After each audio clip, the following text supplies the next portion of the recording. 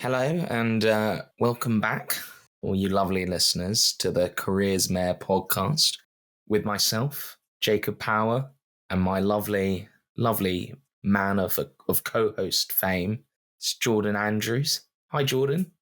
Hello, mate. How are you? Yeah, I'm good, thanks. I've recently painted my room. Actually. Oh yeah. What colour did you go for? I went for yellow. Oh, bright. Yellow, yeah, bright like my soul, like the soul of you. My soul. You think that's quite bright? I do. What have you been up to, Jordan, this week? Well, had a promotion recently, so kind of a big deal nowadays. But just had my head stuck in work, really, mate. So it's nice to be here.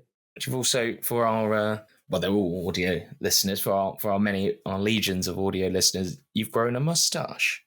That's exactly right. Yeah, I got promotions, so I thought I needed an air of authority about me. So it looks very good. Thank you. Very Jacob. Authoritative. That's very kind. Very nice. So we should get into introducing our guest for this one. It's we have a great guest for you guys. It's Tessa Stirling. Yeah, she's an Australian self-employed graphic designer based in Perth, Australia, which obviously, as we all know, is a made-up country. Yeah, of course. We all know that, don't we? But this is a really good, wonderful episode. I think you're all going to really like it. They'll love it. They'll love it. They'll love it. We were on top form, weren't we, George? We were absolutely. Form. This might be our best work. We sort of reached new heights, I think. Definitely. This. I liked episode 1 personally, but they're all good. Yeah, Well, I liked episode 4. That was all right. That was... But yeah, so I think without further ado, listen to us. There we go. That was good. That was great. You smashed it, mate. I absolutely smashed it. All right, well, here we go.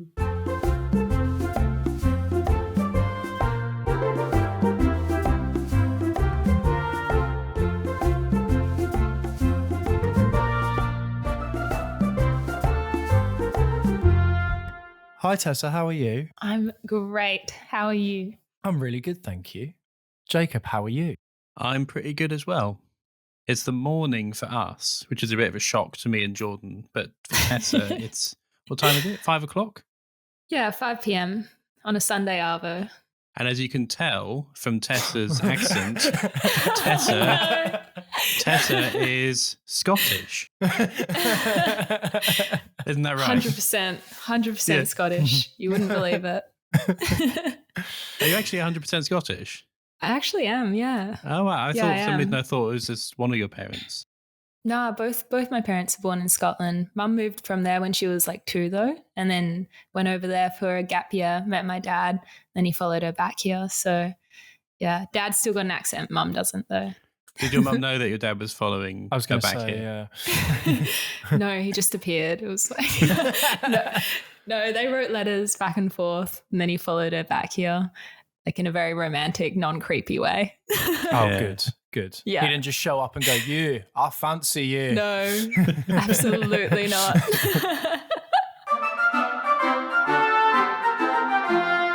Starting off in chronological order, when you were little, what did you want to be when you grew up?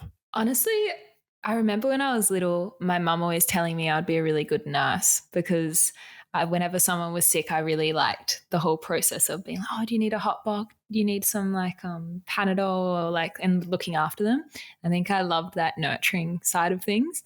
I don't know if I wanted to be a nurse, but that was definitely something I thought about for a little while. And then, I don't think I ever had one career in mind growing up. I think I very much kind of just flowed through my life, not thinking too far ahead about what I was going to be. But that's the only thing I can think of, which obviously didn't end up happening. How advanced did your nursing skills get? Did you do first aid? Absolutely not. I think I had a toy baby that I would just nurse and look after and nurture. I remember like my mum would always enter competitions when we were growing up, like a lot of writing ones where it was like write in 25 words or less, and she won tickets to Gordon Ramsay's restaurant and tickets to Paris, and like she would always win these amazing prizes from entering these competitions. And I really wanted a newborn baby, like to look after. And she entered me in a competition, and you had to say like, why do you want a newborn baby? And it was, I don't know if you know about them, but they were like these like baby dolls that like their stomachs like rose and like they laughed and you could tickle their feet. And they were like really cool. And I wanted one so bad. Anyway, I entered the competition and it was like, why do you want a newborn baby? And I wrote in rainbow writing because it would make my heart happy. And I won it, and it was like the best thing ever. Like, and I literally would go to bed every night and I would like put my like toys, like my like teddy bears on this side and my newborn baby on this side, and then just like spoon it all night like it was a real human. It was like the best thing ever. So your mum did the writing competitions. Is she a writer by trade, or is that just like a creative hobby that she has? No, mum did so she studied fashion design. So when she was younger, she did like a lot of textile fashion design, released a like clothing range, and then she worked in retail, did a lot of alterations, but she's just really creative. So like anything like that comes quite naturally to her, which is really cool. Has she made you things to wear? Oh my gosh, yeah. Like when I was going through that awkward stage of being a teenager where you don't quite fit kids' clothes, but you don't fit adult clothes, she bought me this like book, and it had like female figures in it, and they were like just kind of like the figures that you see in like a store window, and I would draw what I wanted. Like I'll be like, I want a skirt like this, and I would draw it up from like the front, the side, and the back, and then I'll draw up a top I want, and she would just like full on make me like cut out the pattern. We would go to like the shops and I would pick out the pattern of like fabric I wanted, and then she made me so many things, lots of like skirts, little tops, like yeah, it was actually so good. She still alters a lot of my stuff today.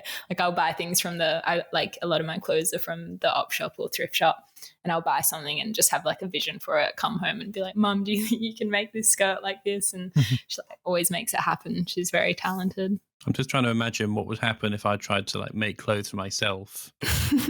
I probably would just be wearing bin bags all the time from now on. That's quite, I think people find that really cool because often people just buy things in shops and assume that they are magically put together. So it must have been quite, quite an advantage for you from a young age, just, seeing with your own eyes that you can make clothes out of just material you go and buy in shops and put together. And, in terms of giving you an urge to be creative. Yeah, I think it definitely helps with the whole kind of creative breakdown of things, like understanding that like things take, you need to have a vision for something to end up being what it is. And like almost nothing amazing that you see started off like that. It all like started, like as a piece of flat fabric or a plain piece of paper or whatever it is, like whatever medium you're playing with. It's all about the skill of the person that's applying it to that medium, which is cool. It's a cool thought. Yeah, because it's one thing to have cool ideas, but then you have to, if you have cool ideas but you can't translate them into anything real, then there's no point. So yeah, this is true. Yeah, so I guess you could say that on paper you were really creative because you have all these great ideas, but then if you have no practical skills or no actual hands-on creative skills, then who would ever know? But I think the funny thing with creativity is although the skill is really important, it's the thoughts that are like harder to acquire. So with creativity, you need to have the ideas and all the skills you can learn. That just takes persistence and motivation. So that's cool because it's like kind of makes like when you are creative, it kind of feels like the options are limitless. As long as you've got like the discipline to learn a skill, you'll be able to like create anything you want. I think that's where I fall down. It's the discipline part. There's this like quote that I'm living by recently, and it's like persistence is more important than talent. And I think that's like just so true. And especially with like the work I've been doing recently, like often I'll be designing something and it's just like I want to give up because I'm just like, oh, like the imposter syndrome comes in and I'm like, it's never going to be like exactly how I imagined it. And I kind of just remind myself, I'm like, you've just got to keep going, or like, finish the project, because that's way more important than it being perfect. Or Yeah, that's how Jordan and I feel now on episode 16 of this podcast. Hopefully this will be the perfect one, Tessa. So come on, make sure it is. It'll never be perfect. So obviously you wanted to be a nurse. How quickly did that fade away as you got a bit older? Oh gosh, so probably pretty quick, to be honest. I think I was trying to think about my first ever job that I had, and I was like, why is that so hard? Because obviously there's like the first job you got when you were like, you're legally allowed to have a job, but I definitely like had many little jobs before I was legally allowed to make money. I think the first ever job I could think of was, it wasn't a job, it was just a stream of income, because I had many little side hustles throughout my early years. But me and my family, we would go to this island just off WA's coastline called Rottnest.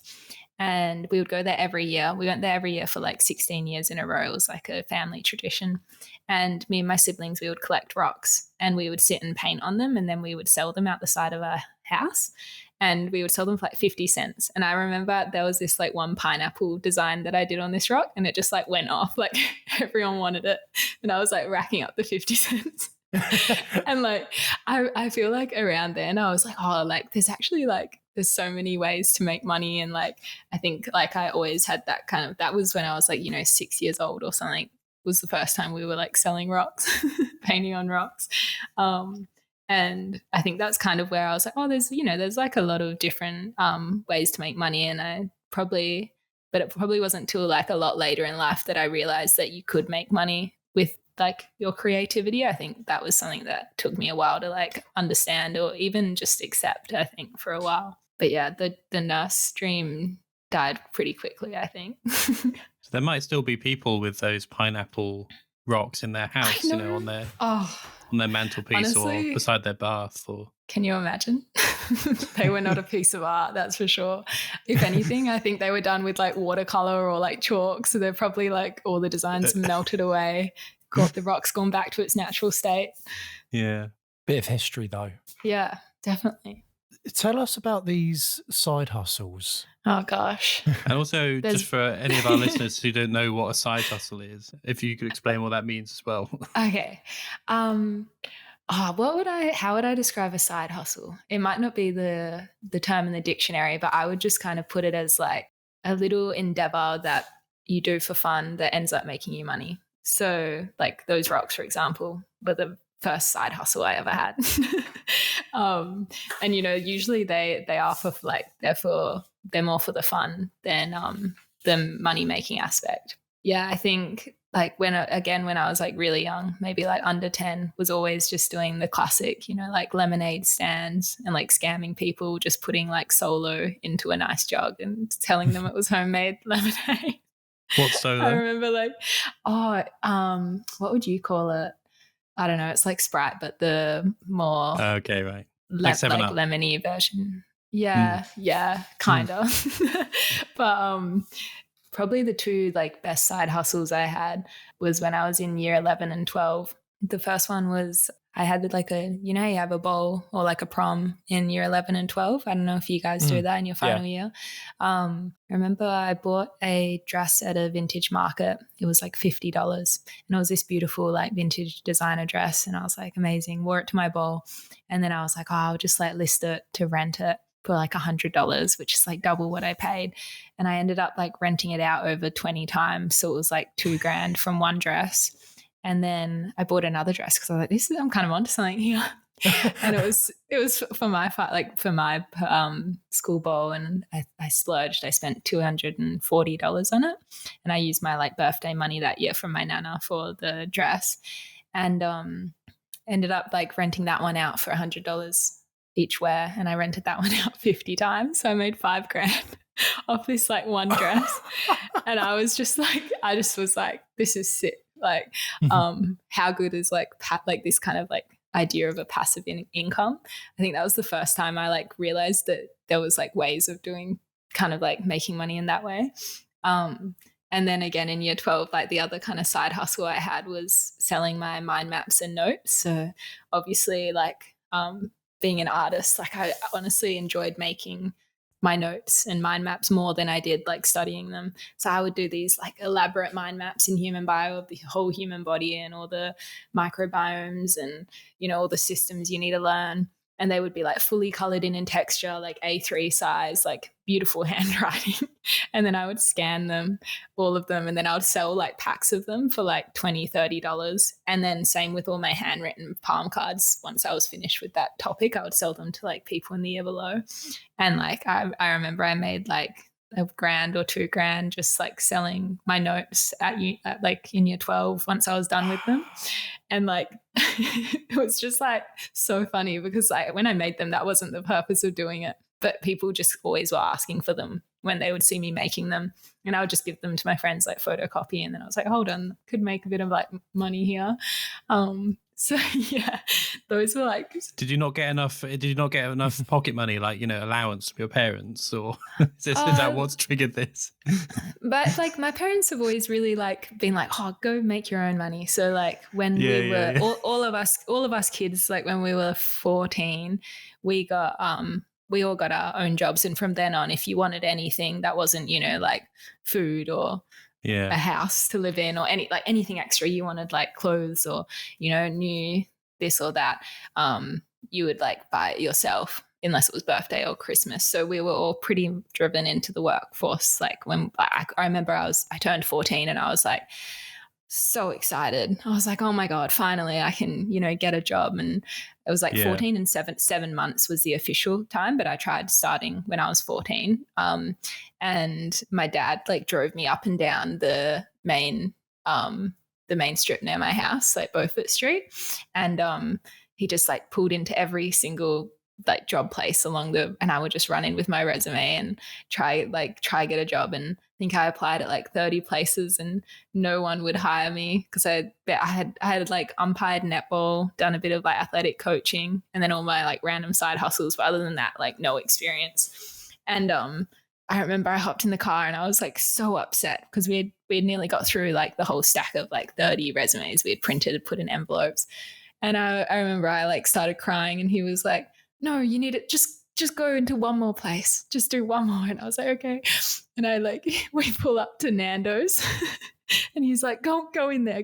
And I go in and I come out with the biggest smile on my face because they just hired me on the spot.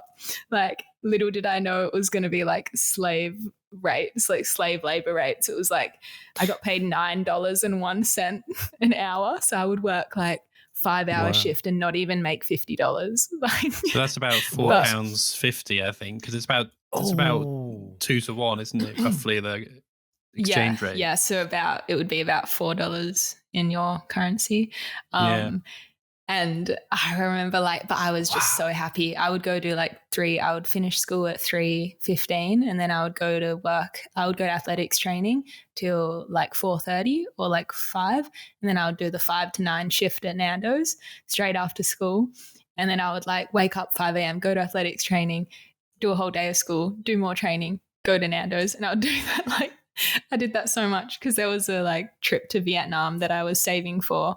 It was a volunteering trip, which was like a month in Vietnam. So I had needed money for it. So that's what triggered me to get the job when I was 14. But yeah, do you think it was because you went into Nando's and it looked like you'd just been crying that maybe they were like, oh, let's give her the job?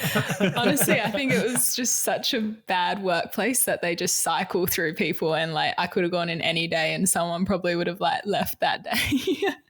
It sounds awful. But, it was, it's a hospitality job, at the end of the day, and it's fast food. So it was just, it was a humbling experience wearing the uniform, the tight jeans and the black cap and the chili name tag, and always smelling like chicken. But I think it's so important to get experience in hospitality and retail and these kind of more like customer based kind of careers or like jobs when you're young. I think it's character building.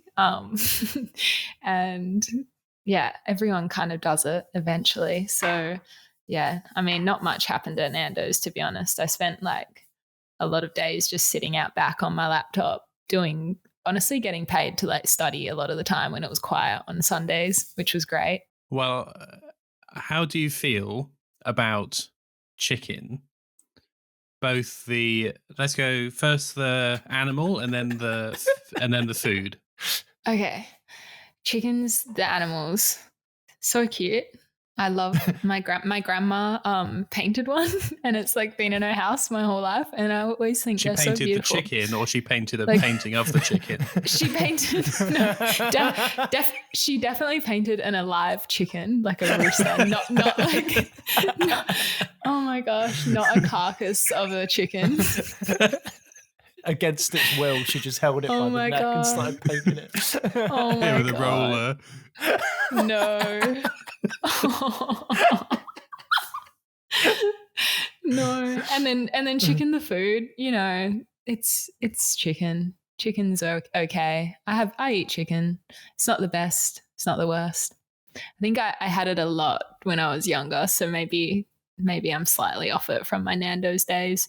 You must have got sick of it after a while, because I like mates of mine who've worked at McDonald's, they like just can't stand the sight of it now from when they used to have it on their lunch break all the time. Yeah, I didn't have it that much. I would get creative, you know, I would go back and be like, oh, I'm going to make myself I would make myself things not on the menu. So I'd be like adding I would be like doing avo on toast and like making myself breakfast foods, and I would add like pineapple to everything because I just love pineapple. I would make like pineapple paellas with the rice and stuff. That was like my go-to. But I can give you a fun fact about Nando's barbecue sauce. It's made from pineapple juice and like brown sugar. I thought it was made from barbecues. I know, it's a rude shock. It's a really rude shock. So you were at Nando's for how long? Just like in high school, really. I got a job in retail kind of, and then I did both of them for a little while because I was, again, saving to travel.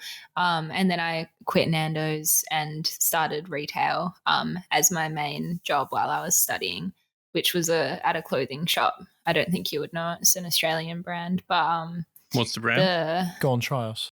General Pants. Actually, now that I'm saying that, I've grown up with that. General Pants. That sounds like a Monty Python character. Wait.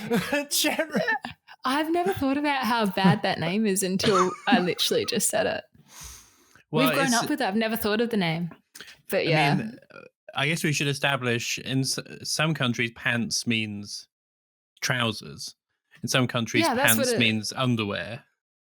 So to us, pants means like oh no, which makes it sound even weirder. Absolutely not. No. It is a clothing store, a retail store for men and women. Right. No, it's definitely not an underwear shop. It's so strange because obviously there's a joke that Jordan already made of like it sounds like a military figure. Yeah, but even it doesn't even like what kind of pants do I need, you know, to go to this occasion or whatever? Just some general pants, you know. General pants. You know what? It's not even like they don't just sell pants. Oh, that's even better that they're called general pants. No, it's like they sell everything, like shoes. General shoes tops, or general tops? Shoes, general tops.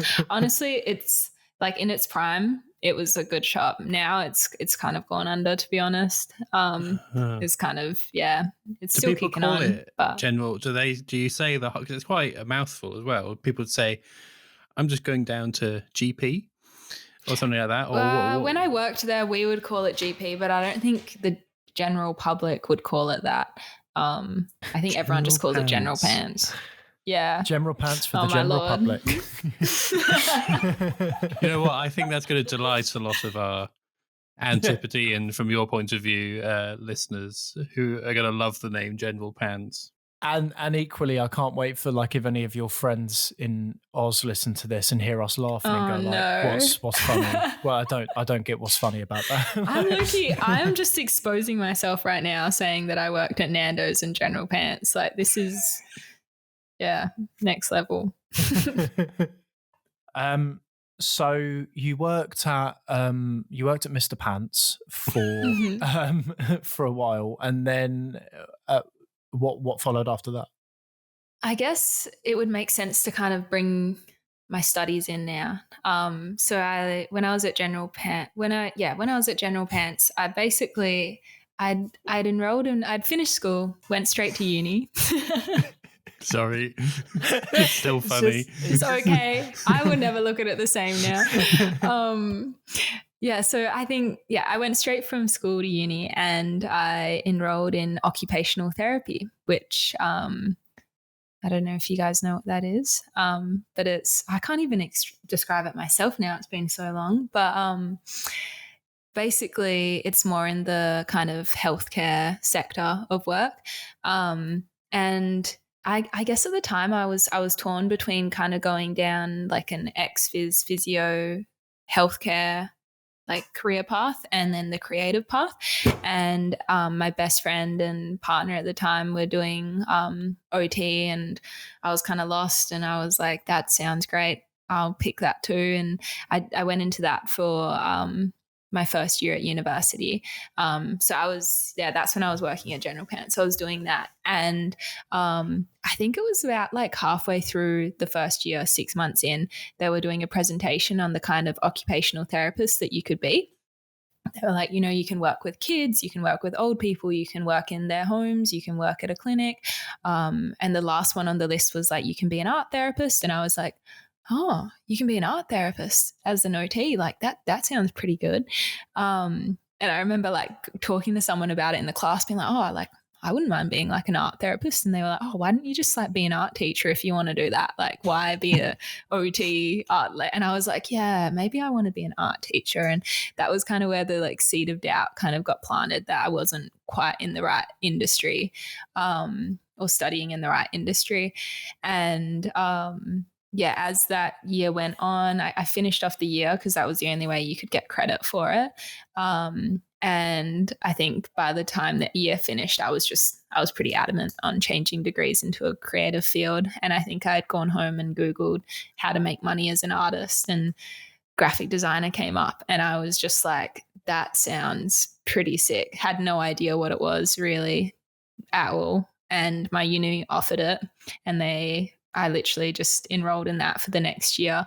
So, I like kind of switched things up pretty quickly. And I think it only took a week of graphic design to literally like fall in love with it. And I just was like, this is what I'm meant to be doing. And kind of all those doubts of like not being able to make money as a creative started to diminish pretty quickly. I think like the creativity combined with my more business mindset definitely like made me see a lot of opportunity in the field. So I was working at GP, General Pants, whilst still studying, and I did my first year, loved it so much, but first year is always pretty general. And then second year, I was like, I'm going to take a gap year and do this 1 year trip around Europe. Took the gap year, and 4 days before I was like, had my bags packed, everything. 4 days before I was meant to leave, COVID obviously happened, 2020. And that kind of, again, changed the whole trajectory of my degree and career at the time.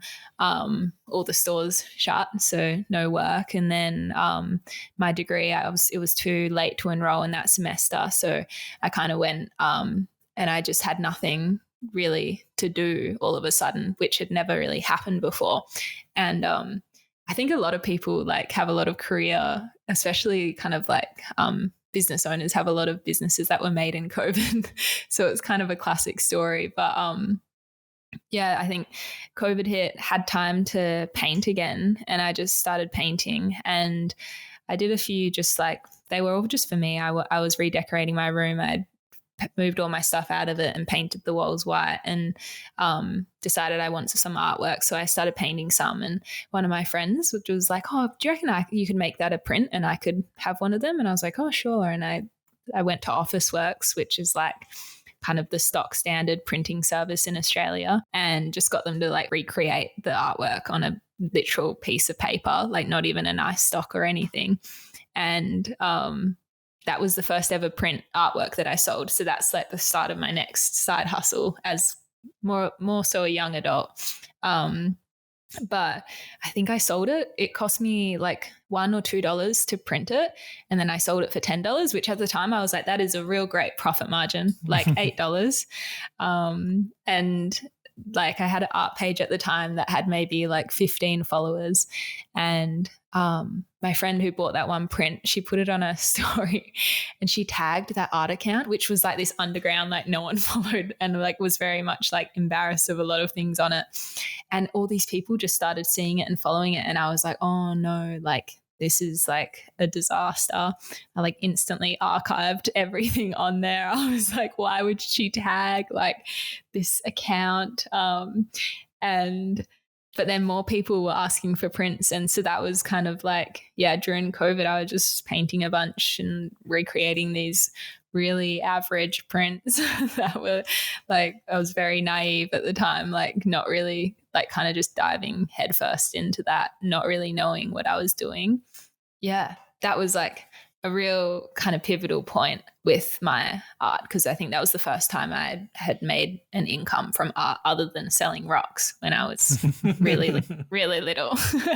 All the other things hadn't really been, I guess the mind maps and stuff were to do with my art, but yeah, so that was really exciting. And then, you know, I went back to uni when the second semester opened up, and a lot of it had changed with COVID. I was kind of online, kind of not. And I just started like loving everything about my degree even more. And I was just posting on my art account, doing art. And then people started seeing I was doing design as well. And I started getting some random kind of branding clients and a few logos here and there that were all, in hindsight, absolutely horrible designs. And I hope the people aren't still using a lot of them.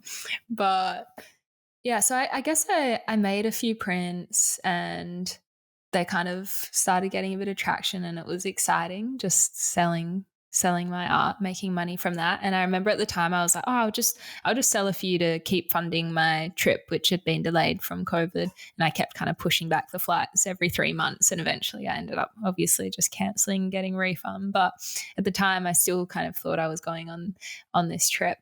And yeah, I guess I went into my second year of university, and that was where I really started doing more. Like the first year was very general with design, learning a lot of design principles, the foundations, and then second year was where we kind of got into building brand identities and brand systems and really fleshing out the strategy that goes into visual identities.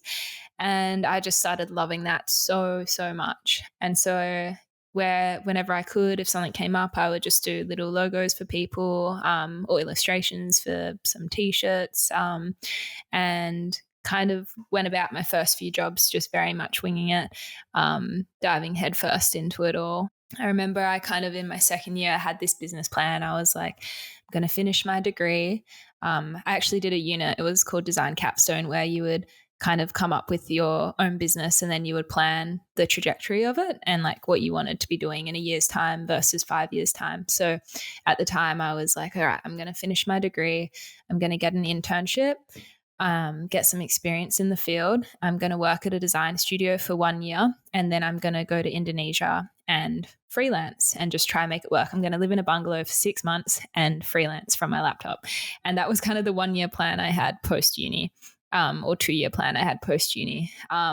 However, when I was like in my second year, like I said, started doing a few little freelance gigs, and then just kind of managed to pick up more and more without really, I guess I was trying, but they were very much organically coming. And I ended up landing an internship in my second year. And so I did that internship for 6 months while still at uni.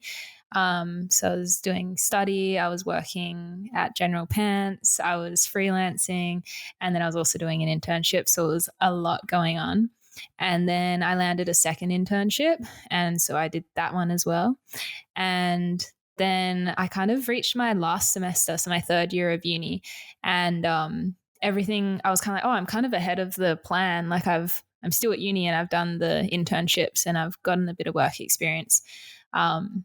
Maybe it's like time to try out the bungalow in Indonesia for a bit and see if I can make this work. So in my final year of university, I moved it all online. My final 6 months, I should say. At this time, I had started working at a new retail shop called Turquoise Lane. And I'd gone from working on the floor in that retail shop, and then within a few months of working there, she realized I did a lot of design, and she got me on board. Susie, the owner, got me on board with a bunch of graphics marketing work. So I kind of moved into the back of house, and then she said I could do that whilst I was away in Indonesia. So I was like, amazing. I've gotten a little bit of an income. I can go over to Indonesia, finish off my degree, make a bit of money, and set up my business properly while I'm there. So I just booked a ticket over by myself, and that's pretty much what I did. I went around there, I island hopped for two or 3 months all up. I went to like 8 different islands, something like that. Set up La Sola Studio, the studio I have now, officially. Before that, I had just been running it all very sketchy with no ABN, no invoicing system, charging whatever I thought sounded good for jobs. No real design process, just fully winging it. So this is where I kind of pulled in a lot of systems into my business, and I, set up a Xero account and got an accountant and registered for a ABN, which is an Australian business number that allows you to, pay tax and own a business essentially. I registered the name La Sola Studio and set it all up. And so that's kind of the start of where I'm kind of at now. That's where it's all kind of grown from, and it's grown a lot since then. But it was humble beginnings. I was in a little bungalow by myself in Indonesia. Just quickly, where does La Sola come from? La Sola is a Spanish word. It's 2 words, so La Sola. It translates to be the only one, or a female alone. So it kind of has a double meaning to it, I like to think. So obviously I'm a female alone running the business, so that one's pretty self-explanatory. But then I really loved La Sola and how it meant the only one, because I feel like it represents what I offer as a business. So brands can come to me, and the design and branding and illustrations that I create for them will make them the only one in their industry. It will differentiate them. It will make them unique, and they'll stand out against their competitors. So that's where that name kind of came from. And I also just love how it sounds. I feel like it rolls off the tongue, like La Sola. It's a six word, 6 letters in it, so it's really even. It's like beautiful to write out. If you reflect it, it looks very like I love in typography having perfectly shaped O's and A's and straight L's, and it was just aesthetically like exactly what I wanted. But then the fact that I had a meaning with it was also just great. What's a typical working day for you? A typical working day would be, I wake up, I usually have breakfast straight away. And then I would go for a morning walk, or I might go to the beach, ride my bike, go for a run, do yoga, something in the morning. And then usually start off with admin, so just emails, replying to emails, and writing out a to-do list, which I literally live by to-do lists. It's the only way I get anything done. And kind of starting with the most important tasks of the day, and then trickling into the ones that if I don't get them done, they can kind of go to the next day. But yeah, it's the actual work days change so much because obviously my clients, a lot of it's project based. So something I might work on a project for a month or 2 months or even just a week, and then that project closes and a new one opens. I do have a few retainer clients that I continue to work with pretty consistently, but a lot of them are project based. So some days, I'll start my day and I'll be building a website, or I'll be starting the brand identity. So I'll be doing a lot of mood boards and research, or I might be in the middle of creating a brand identity. So I'll be drawing a lot and doing a lot on paper of like illustrations of the kind of typography we want to use, or, researching color palettes. Or I might be painting, doing a painting that I'm going to scan onto my into InDesign or into Illustrator and edit to be put on t-shirt or textile. So honestly, the work days are never the same ever. They change so much, which I think I love, because I would very easily get bored if I was to do the same thing every day. I think that's like one thing I love about having so many clients, is they're always just coming to me with so many different creative briefs, and a lot of them at the moment are coming to me and pretty much saying what they want and then giving me creative freedom to just do what I think is best, which is honestly the best kind of project I think any creative can hope for. So yeah, it's pretty good. Do you ever have clients or potential clients come and ask you to do something and you think that's not my style, or I wouldn't enjoy doing that? Yeah, all the time. The first question I ever ask when I onboard a new client, before we even have a Zoom call, I just say, hey, do you mind sending through a mood board or a Pinterest board of the kind of style of artwork or design or branding you're after, and I can just make sure I'm right for the job. And every time usually they'll send me through a Pinterest board or a mood board, and because they've seeked me out, they're picking me for my style, and it's very much aligning with what they want. And I'm like, amazing, like this is my dream project and I really align with what they want, and I feel like I can deliver exactly what they want. On the rare occasion, you might get someone that's, sends through a file and, that it's all in a color palette that I never use, or, the typography is like not really what I normally do. Sometimes I'll be like, oh, I think this is going to be something where I can learn a thing or two, or like learn some skills, or like experiment, and I will take on the project. And if it's quite far-fetched from something I think I can deliver with, or even just be proud of at the end of it, I usually will recommend them to someone I think is more aligned with what they're after. How do you kind of get new clients? Do you have people coming to you, or do you do marketing, or is it a mixture? And how has that changed over time as well? I've actually been insanely lucky that word of mouth has gotten very far with me. Or pretty much all of my clients pretty much have come to me, and which is a really nice feeling. And I think especially over the last 6 months to a year, I've felt like everyone coming to me, I really, really align with not only their business values, but also just the design they're after. And I think that purely comes down to a place of I really started putting out work on my socials of the kind of work I want to be doing, or the kind of work I'm proud of, and I curated a lot. And I'm not just putting out any project I've done. If I do a project and I'm like, oh, that's not really, I don't ever want to do another one of those, or the style wasn't quite what I want to do again, I won't share it. So I think really niching down with that has led to a real beautiful streamline of amazing clients. But I think a goal for this year was actually to start reaching out to some brands that I think I could work really well with. And so I've actually got a list of brands I want to start reaching out to, and kind of going after those dream clients, and like us, not just like you guys, for sure. No, because our branding is already perfect, so I know that you wouldn't bother. Your branding's amazing. You guys have done a great job. Oh, Jacob, you're fishing now, aren't you? You know what? The most important thing with any brand identity is consistency. I think as long as you're consistent, that's the most important thing. And you guys are very consistent across your socials, so you're killing it. So if there were anyone listening to this who, like we were saying earlier, had the ideas and felt like they were full of ideas and had lots of creative ideas for images and designs and things, and was listening to what you were saying and thought, oh, I'd like to do that. What are the practical skills that you would advise that person to learn in order to be able to kind of do what you do?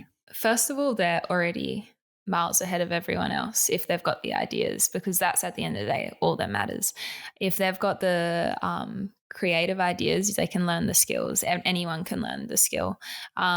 Say they've got a business they want to create and they want to do branding. They want to do branding for it.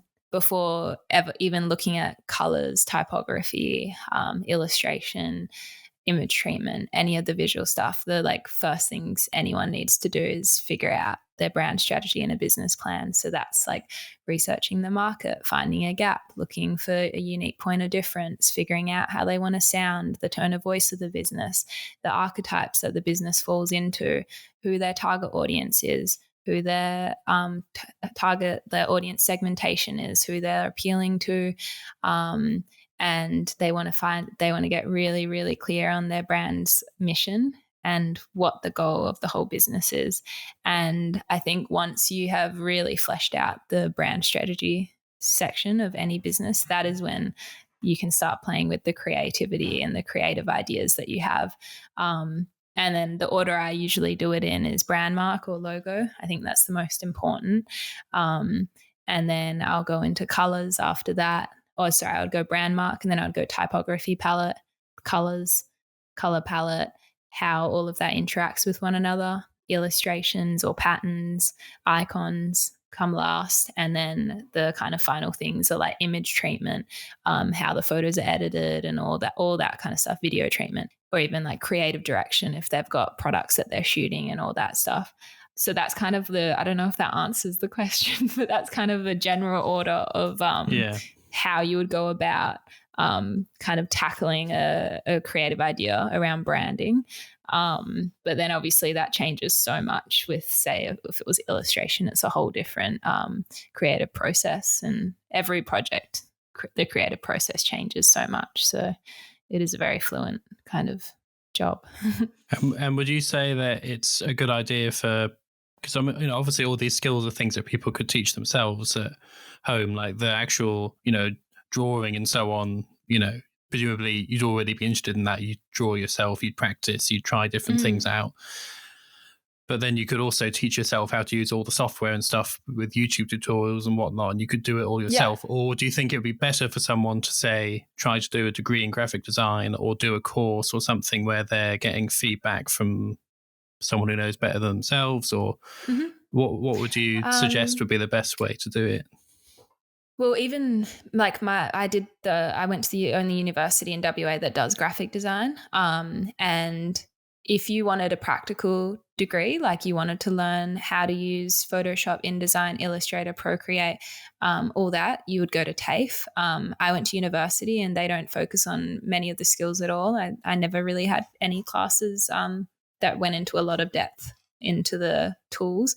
All of the classes were about design thinking, the design process and design strategy, and coming up with the good ideas. So I taught myself almost everything I know. I taught myself Procreate. I taught myself Illustrator. I had a few classes in InDesign and I had a crash course in Illustrator, but I was never taught any of that. So all of that is self-taught. And I think, which pretty much that answers your question. You can teach yourself. Theory.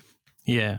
The theory is definitely, I think, worth doing a course in. Just understanding the basic design principles and fundamentals of art, I think, gives you a really nice foundation to play with. And then once you know it all in a lot of depth, then you can kind of start breaking out of those principles and rules and changing things up and not always conforming to them. But I think you do need to understand color theory, compositions and design principles to be able to break them to begin with. So if I had any advice, it would be learn the theory and then the skills. We're going to move on now to the final section, the dream job section. we tend to start this. I feel like this might be tricky. Do you already have a dream job in mind, or perhaps a job that you come back and wanted to do differently if you had a chance? My dream job is the path I'm on now, and I hope I can make it happen in the next year. But it's something I've like thought of for a long time. And basically at the moment I've got the Solar Studio, which is all the things we've just been discussing. I think my ultimate dream job that would just fill my cup right up would be to have a brand that kind of branches off from the Solar Studio called By La Solar, and it's in the works. It's all happening. Everything is in the works at the moment. Basically just cool design things and cool design products of whatever I want. There's no really like limit on what I can create with it, other than the fact that it's all going to be really cool designed things.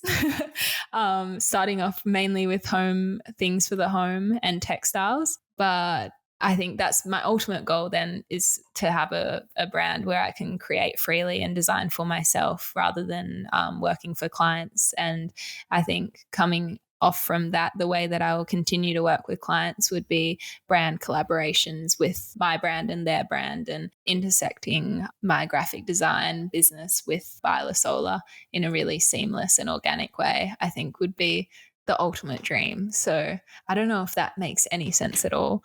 Yeah, it does. But what are you saying? By La Solar? By La Solar. So the brand will be By La Solar. Oh, by, it's in BY. I was thinking like two like BI, and then like all like two La Solas or something. And I was no double. By La well, like it's just the solar, you know, it's like things created by La Solar. Yeah. Yeah, that's what I'm in the process of at the moment, talking to manufacturers about some products I'm putting together, and lots of design process files for my own things. And, you know, it's funny, like being your own client is actually probably the hardest thing, because, you know, normally you come up with an idea and pitch it to them and they go, I love that idea. Whereas when it's yourself, you just have to be like, what do I like? And or like, what does who I'm designing for? Oh man, talk to yourself. Yeah, but I think that's always been my goal, even with starting the Solar Studio. Like, it was, you know, with the goal of being able to, you know, have the freedom to travel and create. And I think I've really enjoyed the last 2 years of creating for other brands and clients. And I want to keep doing that as much as I can. But I would also just really like to design some things on my own, create some of my own products, and just experiment with it all.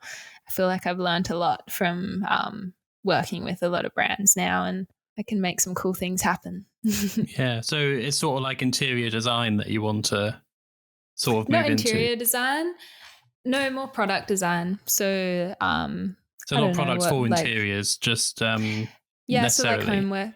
So I can say what I don't know if I want to say what I'm starting with. You should reveal it all now. Well, I don't know if it's all going to happen, but I think the main focus of it will be I'm working on a collection at the moment of art pieces, and they will be released as prints. Okay, right. And then all of the prints that I create will then be put onto products. So think textiles and lots of things. Yeah. Okay. Yeah, so it will be my art on products. Yeah, and it's really cool branding to go side by side with it. Cool packaging design, just an overall really great design experience for the customer.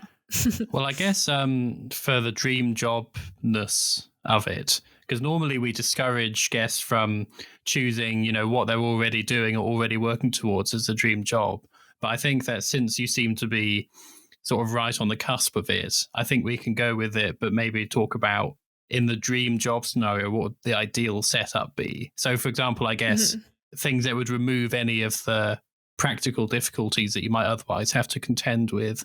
So I guess it would be quite handy if you were, you know, if you were able to like have your own little production line or factory or something that you could just give the stuff to and say, just make this, and it would all be sorted.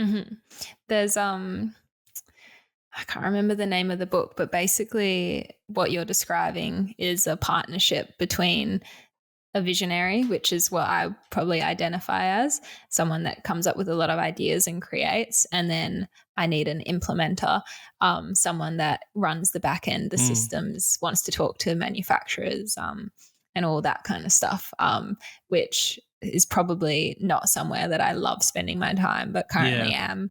Well, we can provide you with an implementer in the dream job scenario. That's fine. Amazing. Do you have a real person in mind who'd be an ideal implementer? Or oh gosh, yeah, I think I've got some really amazing friends that probably fall under that category, as well as are creative. But yeah, I'm yet to find someone that I think when it's your own brand and your own little thing that you've been working on, it's really hard to even want to let anyone in the like, more so just being scared that your vision for it will change, or the direction that you've always dreamt it would go in might be impacting it in some way. So it's probably a lot to do with ego, but I'm sure I'll get there. So what would your in this dream scenario, what would your working day look like, do you think? Would it be a full-time thing? Would you, obviously it's your own company, so you can kind of pick and choose as you please? I think my work days would revolve a lot around creating concepts and designing, like painting, like a lot more time in the studio painting and designing things, and a lot less time maybe doing the back end side of things, which currently, like being a solo business owner, I'm currently my own financial advisor. I do all the finance side, invoicing, I do the emails, the admin, the socials, the everything, not just the actual work. So I think, wow, like I've never thought of the dream, but yeah, I guess like having a real small team just running it all like seamlessly in the back end, a real loyal team of people that are committed and understand the vision and are really aligned with everything I create, and can also be a part of the creative process with me and bounce ideas. I think that would be the dream, having a set space for it and a little studio set up with all of it. It would be the dream. And what if in this dream job we could maybe give you sort of dotted here, there and everywhere all over the world, we could give you a little solar studio, so that when you travel around, you've got like a little base of operations, maybe like one in each continent or something. Yeah. You've got like a little hub. Oh, I would love one in Kash in Turkey. And then I would maybe one on definitely one in Indonesia. Obviously on the West Coast for sure, maybe down south in a little coastal town, Margs maybe. And I reckon just throw in a few more, maybe one in Greece, one in Italy even. They're a bit close together, but may as well. Don't push your luck. Spain. Antarctica would be nice. Yeah. Antarctica for sure. Like just keep it small, but a studio in every continent. Yeah. They're real small. When Jordan said, would you like studios here and there? And the first thing you said was, yeah, I'd like one in Kash. I thought what you were saying was, actually, I just like the cash value of those studios.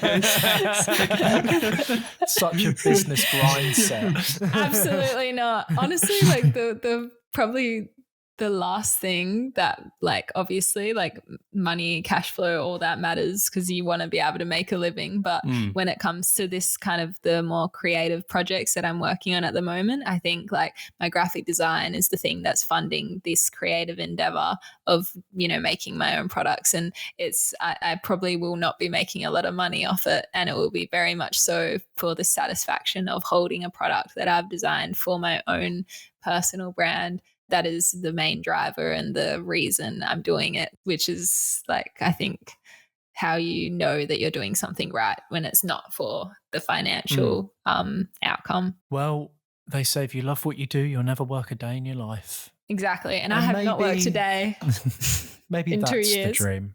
You haven't worked since you were at Nando's.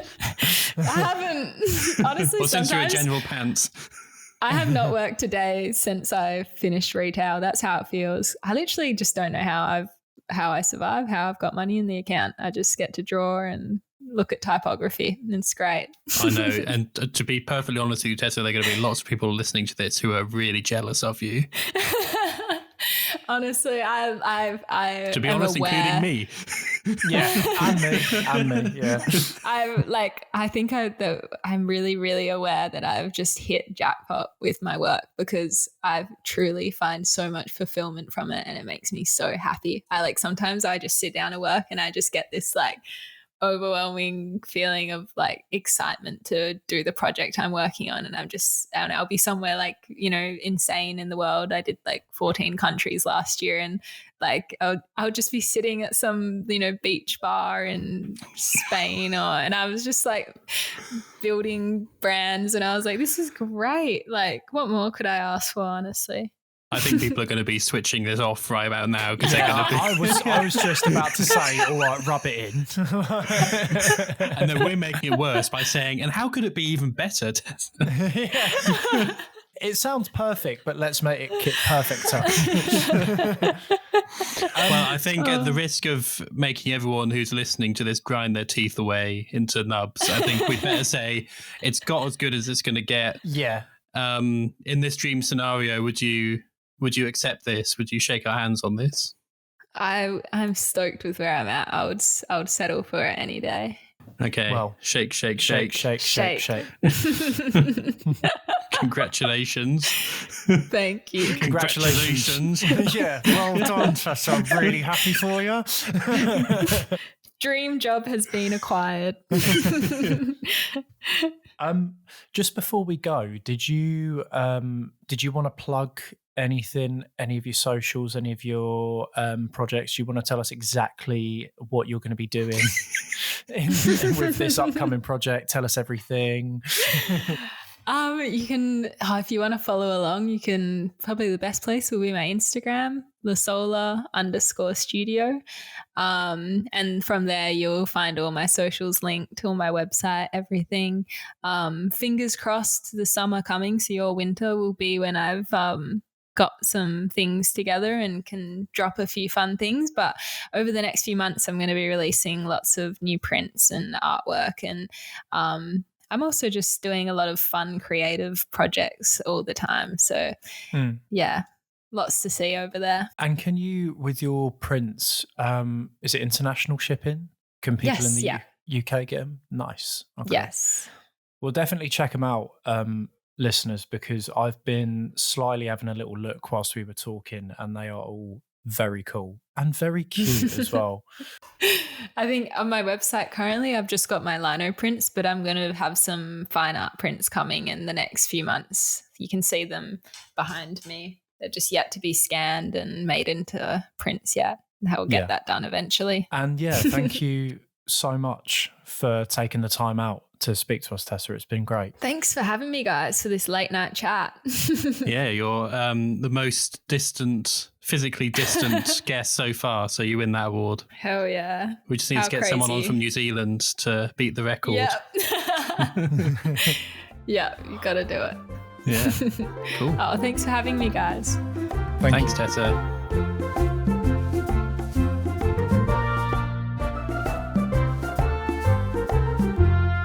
Well, wasn't that a lovely episode, Jacob? Yeah, that was, Jordan. That was so wholesome. Very wholesome. Very wholesome. It is a shame that Australia isn't real. It's such a shame that it's not real, isn't it? That it doesn't exist whatsoever. Exactly. How can you say you live in Western Australia if Australia itself doesn't exist? Doesn't exist. Well, it's been lovely, and it's been so wonderful. Nice. It's been lovely talking to you as well, Jordan. Oh, you're absolutely a sweetheart, Jacob. No, I know. I really am.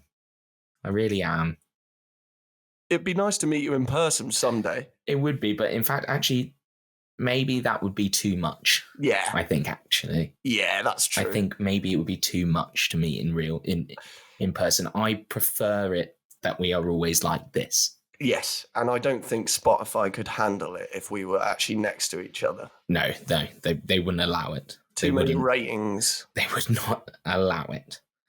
So that has been another wonderful episode of the Careers Mare podcast. And so it's goodbye from myself, Jacob. And goodbye from me, Jordan. Bye. Bye.